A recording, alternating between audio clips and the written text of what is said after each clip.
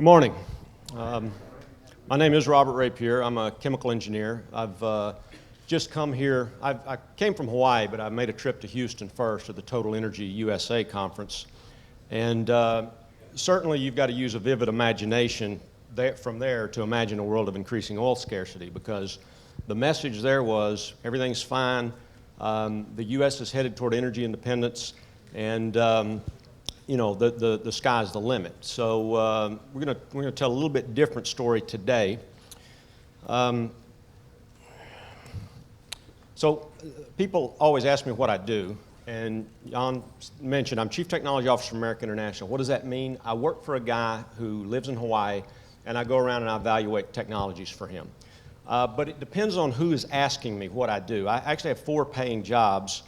Fortunately, they only require about 30 hours a week each. The second one, Managing Editor, Consumer Energy Report, that's where I write mostly. So you can find my articles and stuff at Consumer Energy Report. Beginning of October, I took over as Chief Investment Advisor for the Energy Strategist for Elliott Gue. That is the most stressful of the jobs, because I have to write to deadlines, and it turns out that people do not like to receive incorrect investment advice. And finally, I'm Director of Research and Technology for Soda Energy Group. This is our consulting group from Consumer Energy Report writers. We've got a lot of expertise in-house there, and we formed a consulting group. So that's the 4th job. So just depending on who asks me what I do, I'll give one of those answers. So the outline of my talk today.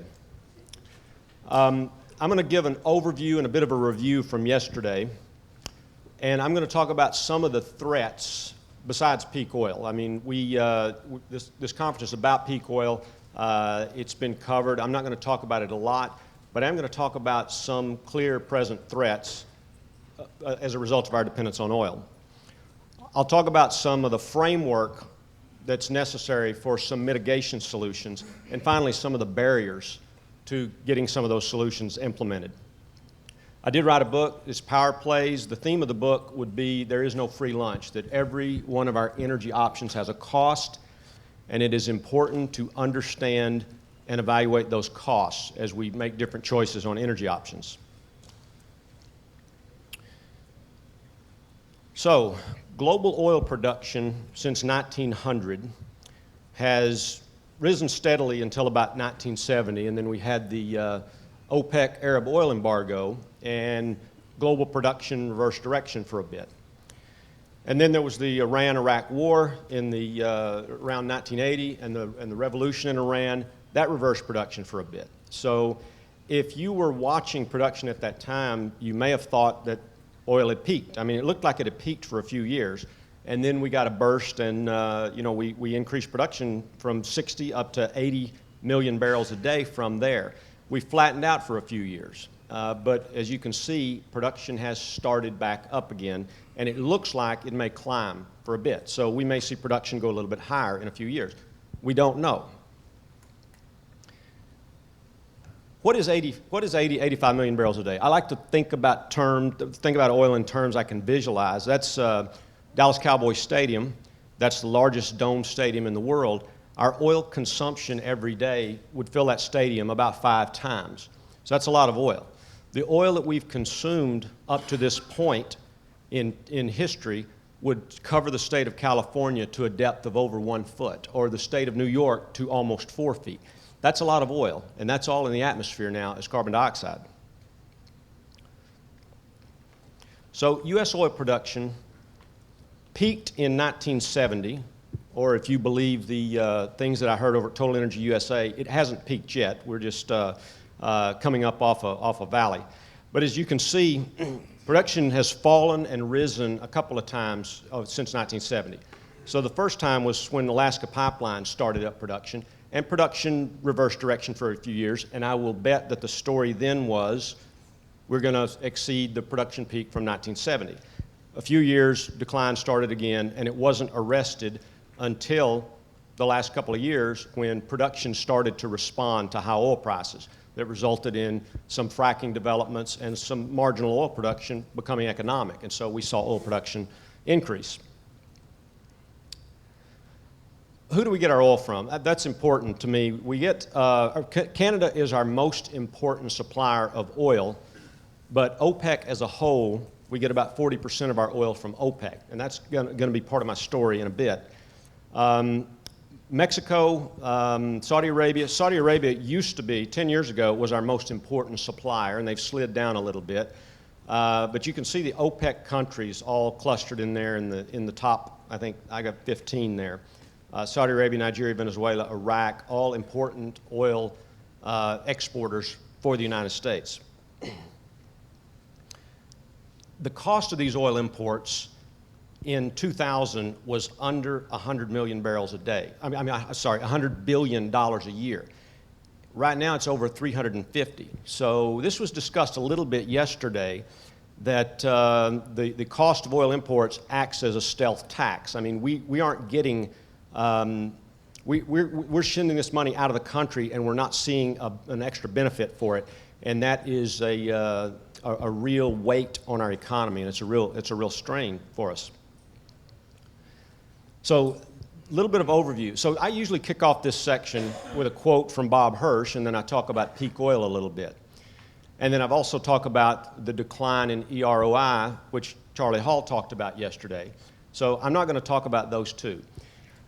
I don't know if oil production has peaked, or oil production is about to peak, or oil production will peak in 10 years. I don't know. You don't know. We think we know. Some people think they know. There are some things we do know, okay? I know this with absolute certainty. Most of the world's remaining proved oil reserves are controlled by OPEC and Russia. And we will be importing oil for a long time. And OPEC and Russia have the ability, regardless of how much oil we produce in the United States, to control oil prices and drive oil prices very high. They could bring us to our knees overnight. This is a serious threat to the U.S. economy, and it's a reason that we need to try to minimize our consumption of oil. It's just a real danger hanging over our heads that this is so out of our control. I mean, when 83% of the world's proved oil reserves are controlled by sometimes hostile forces to the United States, it's very, very dangerous for us, and we need to recognize that. Saudi Arabia, when you make a lot more money, governments spend a lot more money, and so the oil price that they require to balance their budget has gone up and up and up. And so oil prices fall much, you will see OPEC, I think, stand firm to keep those oil prices up. So I don't think it's any news to anybody in here. Oil prices, I do not believe, will ever see $50 a barrel again for any extended period of time. Although I saw an article this morning that's predicted from the shale oil revolution in the U.S. that oil prices will fall back to $50. It's a global market, and we don't control most of that market. Hugo Chavez would like $100 for his oil. He said that a number of times. And there's also the danger that OPEC reserves are overstated. In the early 1980s, OPEC changed changed their quota system, and they based it on the amount of reserves. As you can see, from about 1985, oil reserves in the OPEC countries went up dramatically. And most people don't believe they actually went up like that. And in fact, Kuwait came out and admitted that their reserves were overstated. And so they may not be as great as what is commonly reported and accepted as fact. It's believable that reserves did go up. I mean, reserves can increase over time. The United States reserves at times have increased. So that part is believable. The part that's hard to believe is they went up so dramatically between 1980 and, say, 1987. This was talked about a little bit yesterday. One of the most serious threats to the U.S., our dependence on oil, is the rapid growth in developing countries. So, and this is also a problem for climate change, which I'm going to talk about. You know, in the U.S., we use about 10 times the oil per person that they use in China. There just aren't nearly as many people here in the U.S. But China's oil consumption is increasing. Oil consumption in every developing region in the world is increasing. And the global allotment, if everyone got the same amount of oil, would be about 4.7 barrels per person per year. All of those developing countries are underneath that, and they are coming up. The US is at 22, the EU is about 10, and we've actually been declining in recent years, but not the developing regions.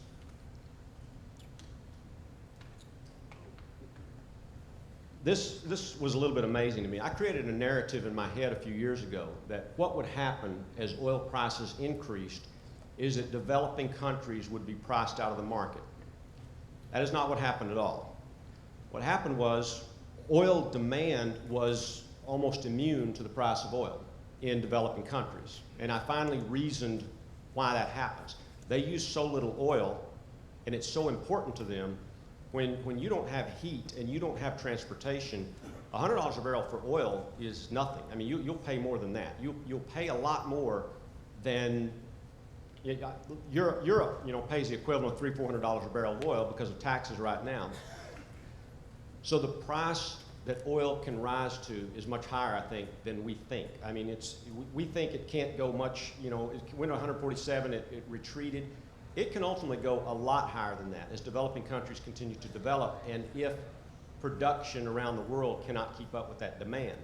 I mean, you look at that demand growth, oil prices at $100 really did not affect the demand growth in Asia Pacific or in any developing region. This is what the developing regions around the world looked like. The only ones that had negative changes in oil consumption are the developed countries. And the reason for that is, if we use 22 barrels of oil, we're using those 22 barrels to be able to drive 12,000 miles a year and to have all kinds of conveniences and big cars and so forth and so on. It is very easy for us to shave a little bit of that fat off. It's not so easy for a starving person to shave fat off. And that's why you see consumption going up in those developing regions, even at these oil prices, and consumption declining in the developed regions. So very little discussion here about climate change. It was a little bit surprising to me. There was no discussion of climate change at the Total Energy USA conference. I'm sure there are people in here that are skeptical of climate change, that man is contributing to climate change. I believe that we are contributing to climate change. I'm not a climate scientist either, but from what I view, from what I've read, it is a human-caused problem, or at least humans are contributing to it. But no matter what your position, a graph like that should be troubling. That is, not only are carbon emissions increasing, they're accelerating. I mean, if you look at any period, 1960, 1970, 1980, 1990, that curve is going up. And so at some point, this becomes a problem. If you don't believe it's a problem now, I mean, you have to extrapolate that out a little bit more, and you see it could potentially be a problem, even if you're a skeptic of climate change. The bad part about it is, again, because oil consumption has gone down in North America and the European Union, and because we've been switching out coal-fired power to natural gas, our carbon emissions, this is percentage of global CO2 emissions, but our absolute emissions are declining as well. The U.S., the IEA reported last year that the U.S. had the largest decrease in carbon emissions of any region in the world over the past 3 or 4 years. But Asia Pacific, for instance, is growing rapidly. They're building so many coal-fired power plants, their oil consumption is increasing. And what that means is our ability to impact climate change, and if you don't like climate change, let's just say CO2. Our ability to affect the CO2 concentrations in the atmosphere is declining over time. And so a lot of people ask me, what is the solution? What was the solution when Hurricane Katrina was bearing down on New Orleans? How do you stop that hurricane? And the answer is you don't. I don't see any solution to that. You got people in India and China who are using 1 or 2 barrels per person per year. We're using 22, but currently they are the problem. They are going to contribute more to CO2 emissions in the atmosphere. The historical emissions are ours. The inventory up there belongs to the US. Going forward, it's going to belong more and more to China and India. So what do you do about that? How do you tell a starving person you need to go on a diet? Very, very difficult. And somebody suggests to me with all seriousness that this is worth a war with China over to stop their carbon emissions. We're not in a position, certainly not in a moral position, to tell them they can't burn more carbon. So very, very difficult problem. I don't know the answer to this. I think about this a lot. I honestly think the real answer is we just cope with it. I told a friend, my solution is hope. And he said, "You're not a hope kind of guy." And I said, "I know, but I don't know what else to do. I don't see a solution on the horizon." So if our oil dependence is a problem, or at least a threat, and I believe it is a threat because there's so many things we don't control. Certainly oil does great things for our economy. Certainly it allows us to have a lot of GDP, but we are by far the leader in GDP per barrel of oil produced. So we can get a lot more efficient there. But if you believe our oil dependence is a problem, there are some things we can do to mitigate that dependence. So a sound energy policy, what does it need? You need to think about the supply side, the demand side, and the possibility that either or both are wrong. You need to factor in how this impacts future generations. And it needs, the third one is most important, it needs to be capable of weathering changing political climates. So we have a turnover in Congress every couple of years, and so we get new energy policies constantly. And the problem is that those political cycles are so much shorter than energy cycles that it's hard to do long-term projects when policy is changing a lot. I came out of the oil industry, and that was a big problem for us, that a lot of times we could not long-term plan a project because there was just so much uncertainty. It's not only a problem in the oil industry, the wind industry has this problem. They take the credit, they give it, they take it, and so any project that takes 3 or 4 years, you're very, very cautious about that project, and it keeps projects from getting done. So what do we want as consumers, as citizens? We want energy that's affordable, reliable, convenient, safe, clean, and nowhere near us. That's what we want. So fossil fuels, we know they're not always safe or clean. Nuclear power, I personally am in favor of nuclear power. I think ultimately we're going to need it. If China was, if China went entirely to nuclear power instead of coal-fired power, that would make a big difference in global CO2 emissions.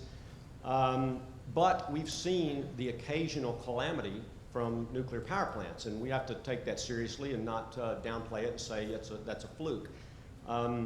I suspect most of us, even if we're for nuclear power, don't want a nuclear power plant close to us. We've seen people have to pick up and move and leave everything behind, and I suspect the people in the shadow of Fukushima, you probably won't find too many fans of nuclear power there. I mean, they lost their homes. Chernobyl people lost their homes, and so we have to think about that as we develop nuclear power. I think it can be done safely, but we have to take those safety considerations into account. Renewable fuels, not always affordable or convenient, and we know there's externalities there about land use, about food versus fuel, and renewable electricity, not always cheap, reliable, or safe. So what usually wins is affordability. We really want, at the end of the day, we want to be able to afford energy. So we put up with things like this, and that is, we blame the oil companies for this, but it's our demand that causes things like this. But even clean energy, there's a story about Spain and the wind turbines there, killing 6 to 18 million birds and bats every year. So that's not an indictment against wind, but it just shows they all have a price. Even solar power has a price. They all cost something. There is no free lunch. And given that, we have to clearly understand what these trade-offs are. If we wanted to go to 100% biofuels in the U.S., which I don't believe is possible, we would need to understand what those trade-offs would be.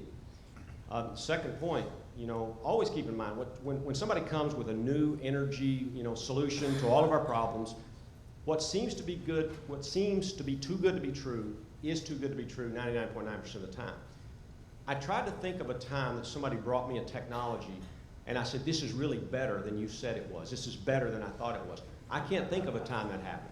So maybe 0.1% of the time things are better than they seem. But most of the time somebody tells you a great, fantastic story about a car that runs on water or so forth and so on. It's too good to be true. Politicians in general do not understand the energy markets, so when they meddle, they usually make matters worse. So it's important to have a framework in place, a consistent framework, but that they are not trying to pick winners and losers. It's also important to keep in mind the political realities are that people will vote out politicians that ask them to sacrifice. So as you're framing solutions to our oil dependence, we have to keep that in mind. We have to keep in mind that people are not always rational. They are not always thinking about future generations, and that has to be a part of any framework for any sort of solutions that we put out. So what are some barriers then to getting solutions in place? Here's the energy transitions in the U.S. Over the past couple hundred years. So wood gave rise to coal, and then petroleum came along, then we got natural gas and nuclear power. So we always had something better coming along. And so that is the expectation now. Oil gives way to the next best thing. We just don't know what that is yet, but people expect the next magical solution to come along. This slide is very, very counterintuitive, but I've got it up there for a reason. The political expectations, okay, if you look at it, when Bush was in office, oil production fell for 8 straight years. And Bush is a known oil man. We know he's sympathetic to the oil industry. For Obama, for the first time since LBJ, oil production has gone up for 4 straight years. So what does that mean? The average person might look at that and say, well, that means Obama's energy policies were more beneficial to the oil industry. It's not what it means at all. It means there's a lag in a cause and an effect. So oil prices went up in 2005. Oil companies started making a lot of investments. Fracking developments happened, and Obama just came in when that turned up. If you look, the decline was slowing down in Bush's last year in office. It's not a result of Bush, it's not a result of Obama, it's a result of oil prices. The truth is, presidents do not have very much impact on the oil and gas markets. In the long term, they can push through certain policies that help a little or hurt a little, but mostly it's price. So as I said earlier, energy cycles are a lot longer than political cycles, but here is a time that a president actually did impact on oil production in the U.S. President Nixon in 1973 authorized the Alaska pipeline, but oil production had peaked. It continued to decline under his administration. Carter got the benefit. Carter came into office, the Alaska oil pipeline opened up in 1977, and oil production rose for a few years. And so the problem with politics is people take credit for things that they don't deserve. Obama, earlier this year, he said his energy policy was validated because for the first time in 40 years, oil production has gone up for 4 straight years. So that validates his energy policy. And people don't understand enough about the lag and so forth, and that may be a believable story. And you get people in that, for example, Obama and Democratic administration over the last 4 years, the policies they've put in place, they can point to that. They can say, look, oil production has gone up, so therefore we need to continue what we're doing. And that's not a criticism of Obama and his energy policy. It's just a fact that people are coming in and things are happening that were a result of things that happened 2, 4, 6, 8 years ago. And so sometimes we make incorrect decisions because the signals are wrong. The biggest barrier of all is apathy. I mean, people don't care. People don't care about energy. They care about how much they're paying for their electric bill. They care how much they're paying at the gas station. But you personally, I mean, there are things you personally can do. People ask me what they can do. You can reduce your own oil dependence. I mean, I talk to my family about this. I talk to my friends about it. You reduce your own oil dependence, and you can do that without making too many sacrifices. And you can educate friends, family, and the person standing next to you at the bus stop or on the airplane about this issue. I can thank Matt Simmons and Jim Kunstler for doing that for me. I wouldn't be here today if not for having read their books and becoming really terrified about what the future could look like. And that's what got me involved. That's what got me started writing. I've been in the energy business for a while, but the fear of what could happen as a result of our oil dependence really concerned me, and so I decided to get involved. With that, that's it. Yep.